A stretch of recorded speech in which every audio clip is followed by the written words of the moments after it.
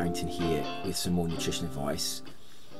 Now this video is going to be about turmeric, and I've been looking around for information on turmeric, and there is a lot of information on the internet, and I think most people that have been around nutrition and have looked into nutrition are aware that turmeric is a spice that has antioxidant properties, and it also has an anti-inflammatory effect as well. Now turmeric is a spice that comes from the Curcumin longa plant, and it is actually the rhizome, which is the root of the plant, and it can be dried and it can be turned into a spice. And this spice, everyone is familiar with this yellow, bright yellow spice that we call turmeric.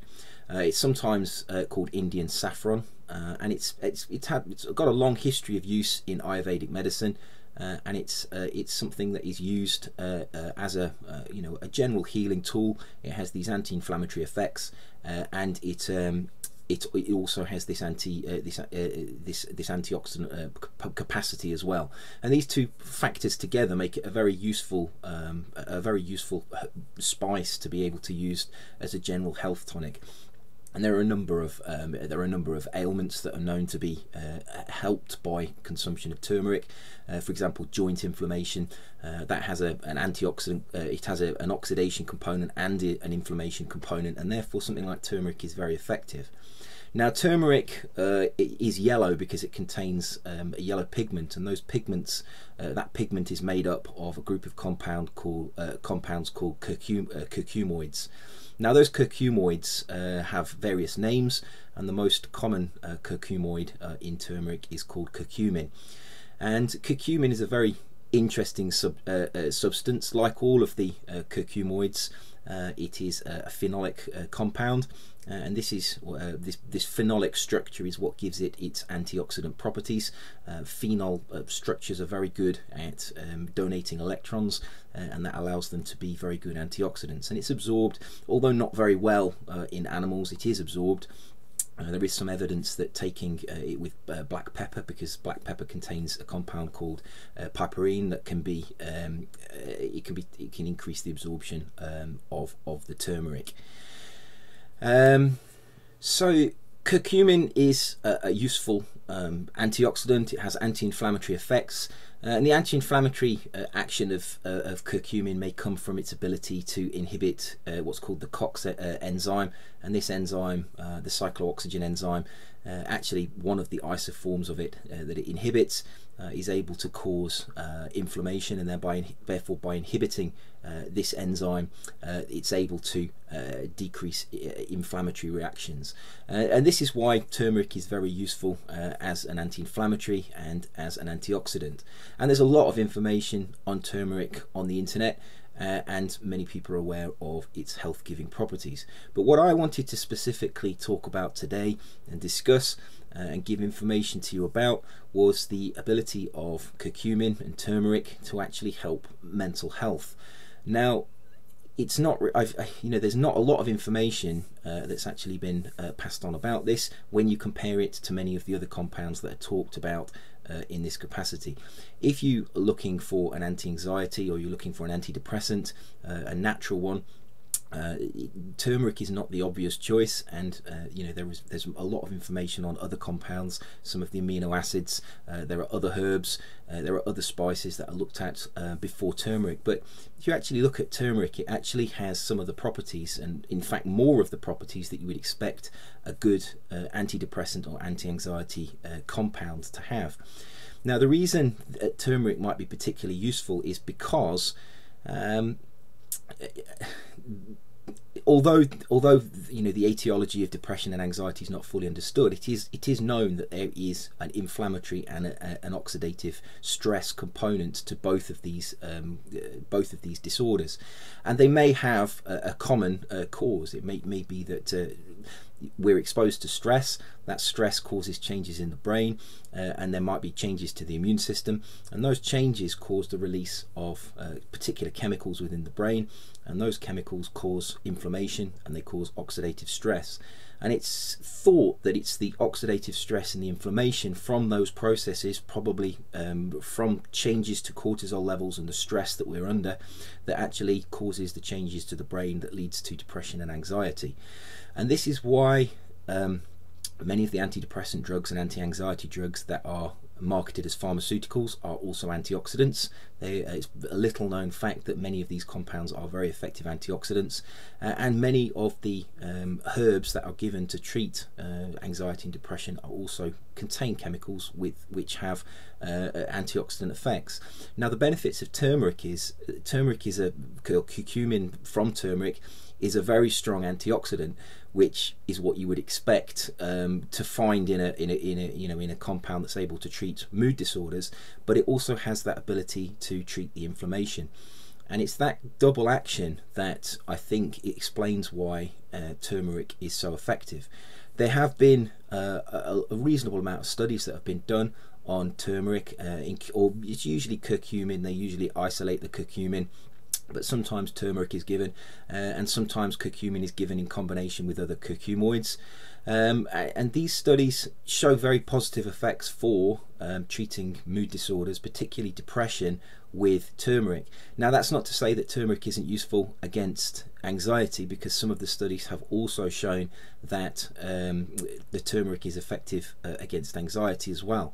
But the majority of the studies have found more of an effect against depression, which would indicate that perhaps depression has a slightly different etiology. Perhaps depression involves more inflammation, for example, and that makes the turmeric slightly more beneficial in that case. I mean, that's my speculation, but if you look at the evidence that's been collected from scientific studies, yes, there is evidence that anxiety and depression are are able to be treated by turmeric and curcumin.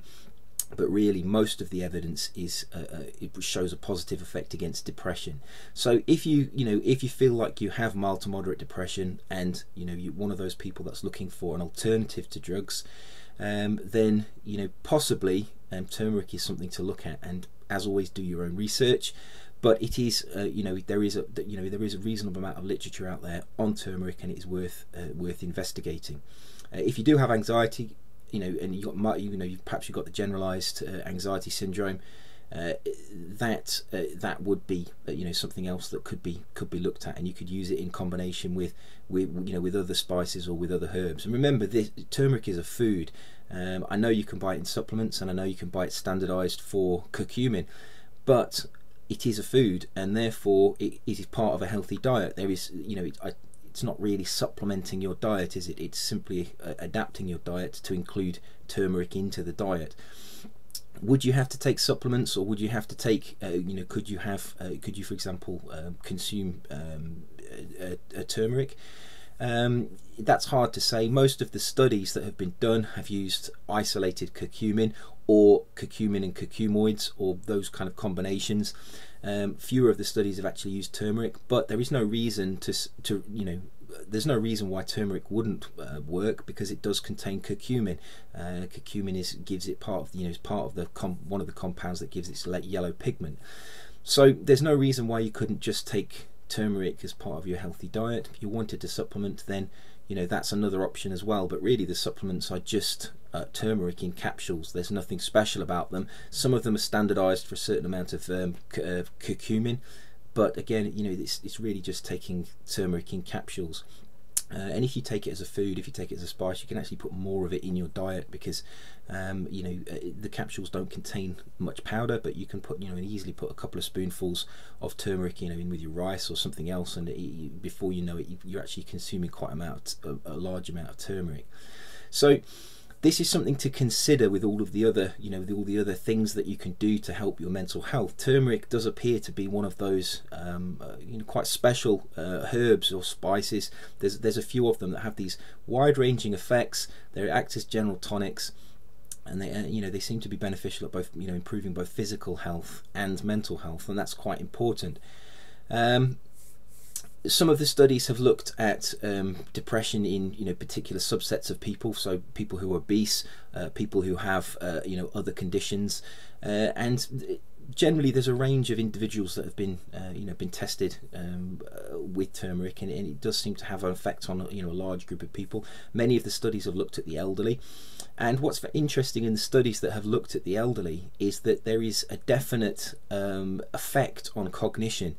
There was one particular study that looked at the difference between acute and chronic doses of curcumin, and what they found is that when the elderly subjects had an acute dose, so they had a single dose of curcumin, and then they were tested, what the researchers found is that was very good at improving their memory and their cognition, and that had a very short effect at boosting their memory. Those people that took the curcumin for a longer period of time, it was up to 4 weeks, they actually had not only improvements in their memory, but they had a decrease in their depressive symptoms. So it may be from that we get a clue of how long you really need to take turmeric or curcumin for. In the very short term, it doesn't appear to be effective, although it is effective at boosting your memory. In the longer term, we're looking at something up to or over 4 weeks, as somewhere that you'd have to take it in order to be able to get that antidepressant effect. But that was in elderly subjects, so you've got to take all these these papers with a pinch of salt. It's not always going to work exactly the same in everybody, but it is, they're clues that give you some idea of how to take it and when to take it. But it's very interesting as well that a single dose of turmeric taken by elderly subjects was able to improve their memory. Those people that have got exams coming up, those people that want to improve their memory for tests or for other reasons, rhodiola is the obvious the obvious herb to take if you want a very short-term boost in your memory. But it appears that turmeric may be just as effective, and it's no surprise they've both got high amounts of antioxidants. And these common components that you find in these compounds, the rosifins in rhodiola and the curcumin and the curcuminoids in turmeric, they have this phenolic structure, they have this ring structure, and they may very well be working in the same way. But it's very interesting that it has this memory enhancing effect as well. So if you have a need to improve your mood, if you want to look at something that is going to improve your general health as well, it's going to improve other aspects of your health, it's a very good general antioxidant. And if you want a boost to your memory as well, curcumin, turmeric, it's a very cheap supplement, it's very readily available, and I think it's often overlooked as a memory enhancing and mood enhancing compound. So I hope you found that interesting. As always, eat well, stay healthy and protect yourself, and I will see you soon for another video. Take care.